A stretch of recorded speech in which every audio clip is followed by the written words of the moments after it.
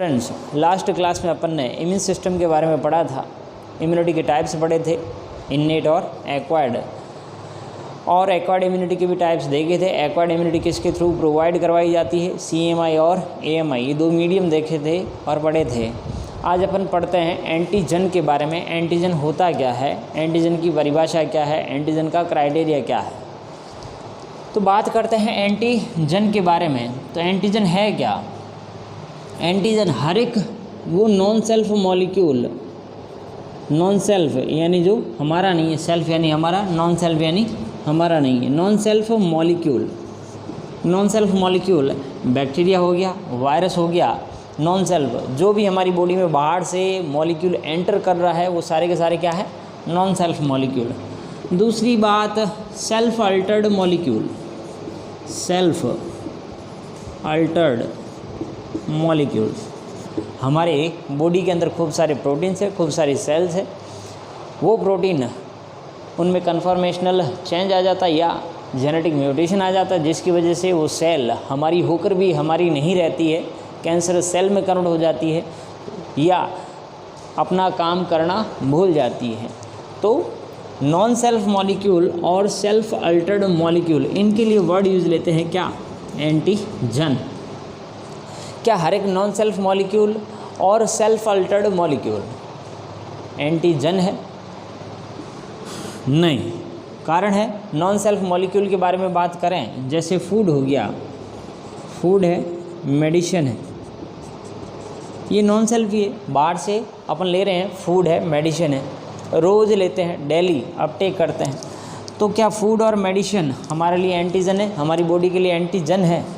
Food and medicine daily Uptake from outside.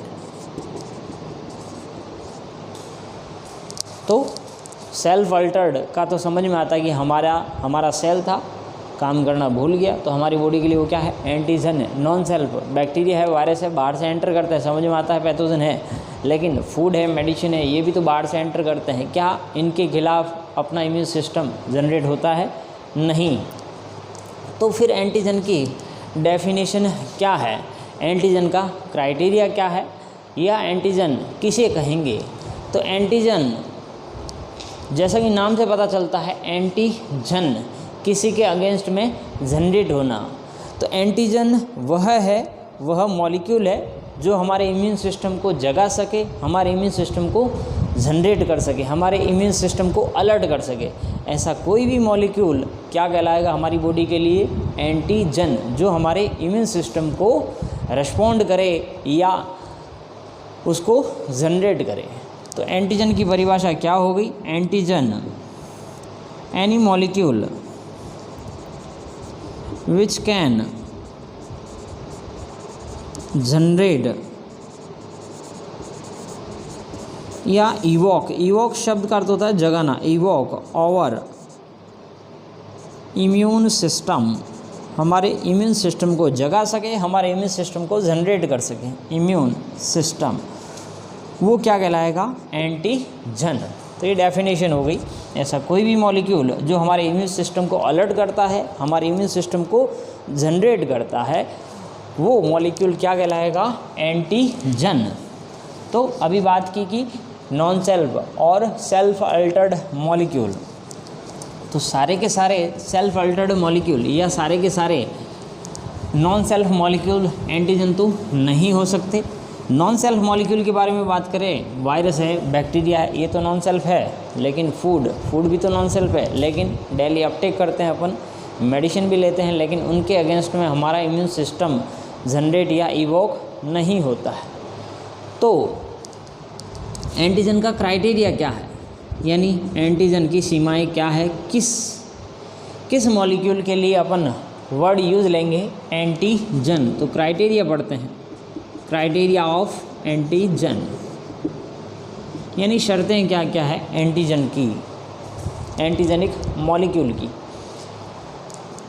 पहली शर्त हो गई नॉन सेल्फ, यानी एंटीजन क्या होना चाहिए? नॉन सेल्फ, बाहर से एंटर करना चाहिए, उसके लिए वर्ड यूज़ लेंगे क्या?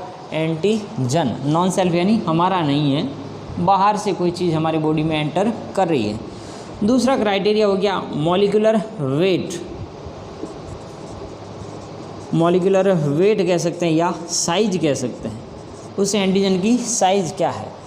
मॉलिक्यूलर वेट के बारे में बात करें तो एंटीजन की साइज अगर मोर देन 10 किलो डाल्टन है, more than 10 kilo Dalton, more than 10 kd, तो वो स्ट्रॉन्ग एंटीजन की तरह बिहेव करेगा।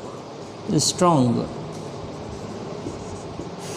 इम्यूनोजन कह सकते हैं। एंटीजन के लिए एक दूसरा वर्ड यूज लेते हैं, दैट इज़ इम्यूनोजन, जो इम्यून सिस्टम को क्या करे, जनरेट करे, या एंटीजन। तो एंटीजन की साइज कैसी होनी चाहिए, मोर देन 10 kd, 10 kd से छोटा है या 5 to 6 kd का कोई मॉलिक्यूल है, वो इम्यून सिस्टम को जनरेट नहीं कर सकता। तो less than 5 to 6 kd can't generate immune response, या इम्यून सिस्टम को जनरेट नहीं कर सकता।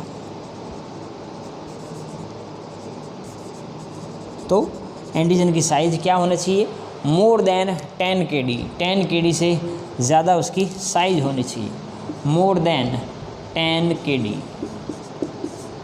तो 10 kd से साइज़ बड़ी होनी चाहिए, तभी वो एंटीजन की कैटेगरी में रखा जाएगा। तो ये दो बातें थी, इसके अलावा और भी बात करते हैं। तो एक तो बात हो गई मॉलिक्यूलर वेट की, दूसरी हो गई नॉन सेल्फ, तीसरी कैटेगरी आती है इसकी एंटीजेनिक डिटर्मिनेंट की। Third is epitope. एपिटोप कह सकते हैं या antigen determinant site, antigen determinant sites. तो शब्द आपके सामने नया होगा, एपिटोप। एपिटोप शब्द का अर्थ हो गया जो एंटीजन है उसके ऊपर एपिटोप होने चाहिए, एंटीजन डिटर्मिनेंट साइट होनी चाहिए। कहने का मतलब है कोई बैक्टीरिया आपके बॉडी के अंदर एंटर कर रहा है या वायरस एंटर कर रहा है, तो पूरा का पूरा बैक्टीरिया एंटीजन नहीं कहलाएगा। उस बैक्टीरिया की सेल के ऊपर कुछ पार्ट को रिकॉग्नाइज किया जाता है। उस सेल के ऊपर जो पार्ट रिकॉग्नाइज किया जाता है, जिस पार्ट को रिकॉग्नाइज करके अपना इम्यून सिस्टम जनरेट होता है, उन्हीं को नाम दिया है क्या, एपिटोप। तो कहने का मतलब ये है कि बैक्टीरिया की कोशिका है या बैक्टीरिया की सेल है, उस सेल के ऊपर कुछ संख्या में उसके डिटर्मिनेंट्स प्रेजेंट होते हैं, यानी पूरी सेल के खिलाफ इम्यून सिस्टम जनरेट नहीं होता है। उस सेल के ऊपर कुछ मॉलिक्यूल प्रेजेंट होते हैं, उनको नाम दिया है एपिटोप, जिनको पहचान कर हमारा इम्यून सिस्टम जनरेट होता है। तो इसको नाम दिया है एपिटोप या एंटीजन डिटर्मिनेंट साइट। तो एपिटोप 1 भी हो सकता है, एपिटोप 2 भी हो सकता है, एपिटोप मोर देन 2 भी हो सकते हैं। जितने ज़्यादा एपिटोप होंगे उतना ही वो इम्यून सिस्टम को इवोक स्ट्रांगली कर पाएगा। तो एपिटोप 1 भी हो सकता है, 1, 2 और मोर होगा तो वो स्ट्रॉन्ग एंटीजन कहलाएगा। तीसरी कैटेगरी आती है इसमें, सॉरी तीसरी नहीं, चौथी कैटेगरी प्रोसेसेबल और डिग्रेडेबल। यानी जो एंटीजन अपने बॉडी में एंटर कर रहा है उसको डिग्रेड किया जा सकता है या उसको प्रोसेस्ड यानी छोटे छोटे टुकड़ों में तोड़ना, यानी अपने बॉडी की कुछ सेल्स उसको डाइजेस्ट करके उसको छोटे छोटे टुकड़ों में तोड़ सकती है। उन टुकड़ों को कुछ इम्यून सिस्टम की सेल एंगल्फ करती है, एंगल्फ करने के बाद अपने अंदर लेती है, अंदर लेने के बाद उन छोटे छोटे टुकड़ों को वो अपने बाहर की तरफ डिस्प्ले करती है, ताकि दूसरी इम्यून सिस्टम की सेल उस डिस्प्लेड एंटीजन के टुकड़ों को पहचान सके और स्ट्रॉन्ग इम्यून रेस्पॉन्स जनरेट कर सके।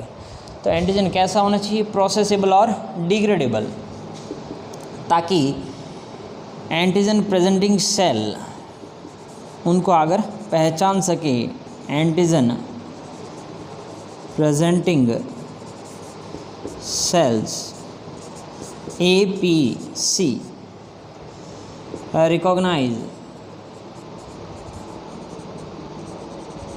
and display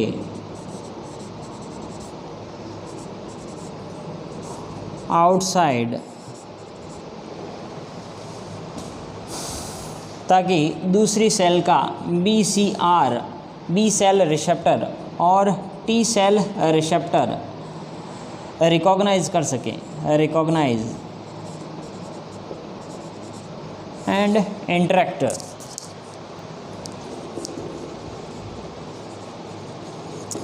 जिससे क्या होगा, स्ट्रॉन्ग इम्यून रेस्पॉन्स जनरेट होगा।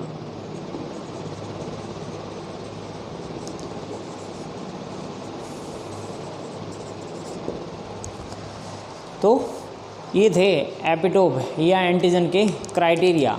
तो एंटीजन कैसा होना चाहिए? एंटीजन पहली बात तो नॉन सेल्फ होना चाहिए, यानी बाहर का होना चाहिए।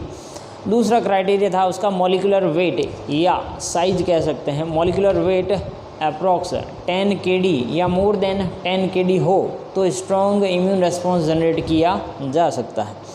5 kD है या 6 kD है तो उससे इतना स्ट्रॉन्ग इम्यून रेस्पॉन्स जनरेट नहीं होता है। तीसरा क्राइटेरिया एपिटोप, पूरी बैक्टीरिया की सेल को नहीं पहचाना जाता है। बैक्टीरिया की सेल के ऊपर कुछ विशिष्ट स्थल होते हैं जिनको रिकॉग्नाइज किया जाता है अपने इम्यून सिस्टम की सेल्स के थ्रू, या इम्यून सिस्टम की सेल्स के ऊपर जो रिसेप्टर प्रेजेंट है उनके द्वारा उनको पहचान के फिर इम्यून रेस्पॉन्स जनरेट किया जाता है। तो एपिटोप क्या है? एपिटोप एंटीजेनिक डिटर्मिनेंट साइट है, यानी बैक्टीरिया या वायरस के ऊपर कुछ ऐसी साइट्स पाई जाती है जिनको रिकॉग्नाइज करके उनके अगेंस्ट में इम्यून रेस्पॉन्स जनरेट होता है।